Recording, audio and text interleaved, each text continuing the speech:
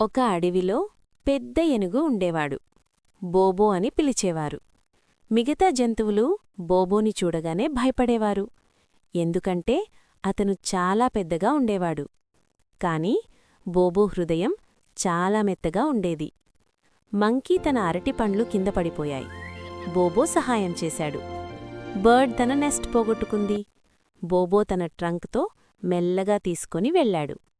Turtle కింద పడిపోయాడు. బోబో దయతో తిరిగి నిలబెట్టాడు. ఒకరోజు హంటర్స్ అడవి దగ్గరికి వచ్చారు. అందరూ జంతువులు బోబో వెనకాల దాక్కున్నారు. బోబో బలంగా నిలబడి పెద్ద శబ్దంతో ట్రంపెట్ చేశాడు. హంటర్స్ భయపడి పారిపోయారు. ఆ రోజునుంచి అందరూ తెలుసుకున్నారు, పెద్ద అయినా చిన్న అయినా దయచేసే మనసు మిమ్మల్ని బలవంతులుగా చేస్తుంది.